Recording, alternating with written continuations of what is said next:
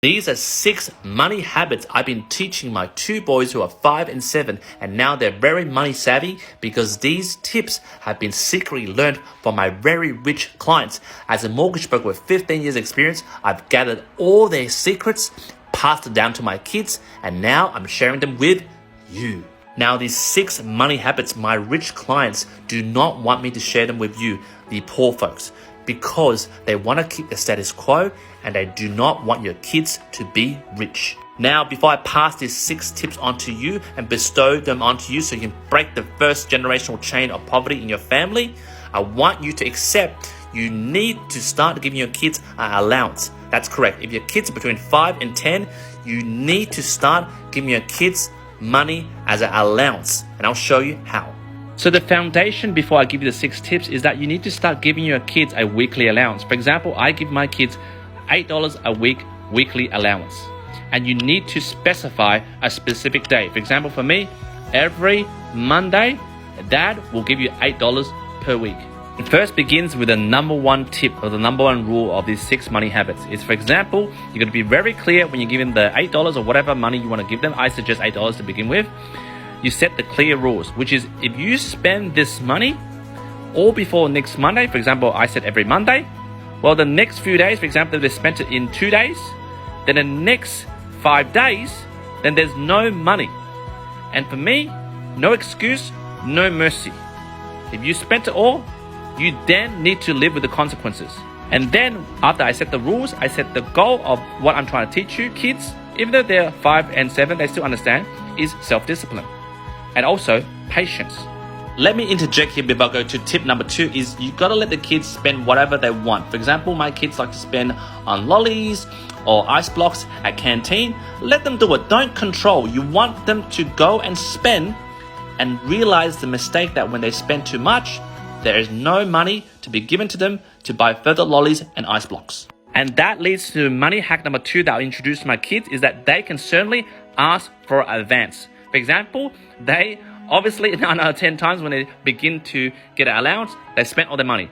But they have the opportunity to ask for advance, which is within the cap limit of what I give them. For example, $8, they can ask for an advance of extra $8. But, but next week, I will deduct $2 interest off you. For example, you don't have $16 next week, you only have $14. And the very valuable lesson to be learned by my kids here is that if they borrow money in advance, which is the term of a loan, to get it in advance, they lose $2 of interest. So before they borrow, they need to think, do I really need this money or can I just wait? And leading to hack number 3 is what I tell my kids with the $8 they have, I encourage them to put them in 4 jars, which I'll give to them, which is a spend jar, save jar, invest jar, and give jar. Which obviously inspired me to write this kids finance book, Nana the Naughty Savings Jar, which is coming out very soon. Now back from the commercial break, these 4 jars, for example, $2 is for spending, $2 is for saving, $2 is for investing, and $2 is for giving. And let me digress. Now the first jar, very simple, $2 a week you get to spend. Next is $2 to save. Now to encourage them to save, every week if they save $2, I'll give them 50 cents of interest. Not $50, 50 cents. And at that moment when I tell my kids, they're like, ooh, extra 50 cents per week.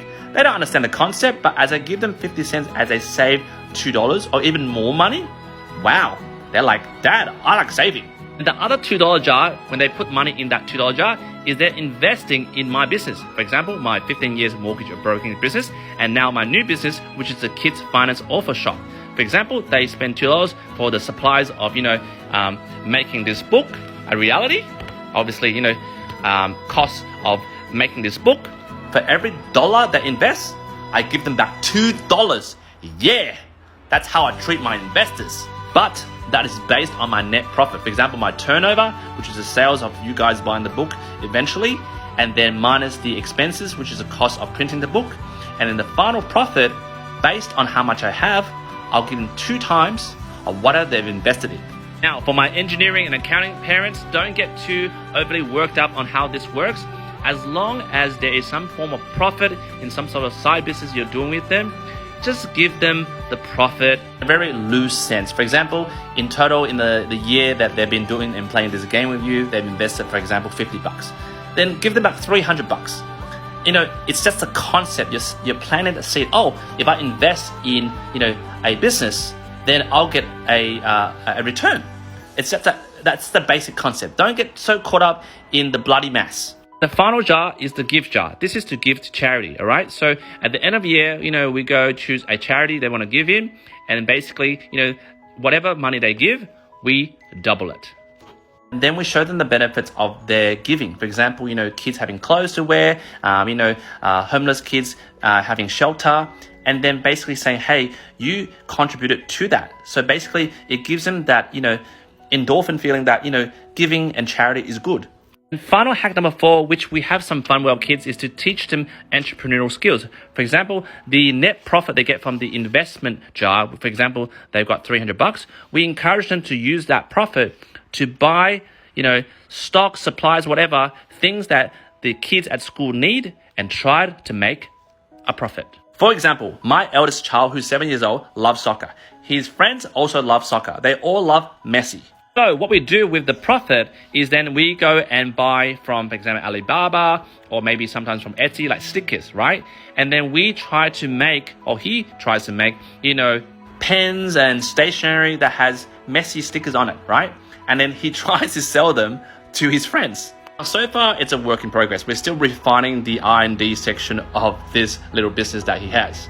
But the valuable principle that I'm trying to teach him is that once you have profit, don't just sit it in the save jar or go and spend it.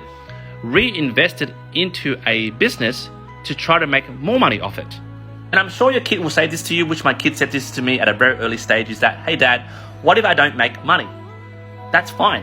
As long as you try to start this project and go through with it, that will write off your loss and reimburse you, so that you can try again.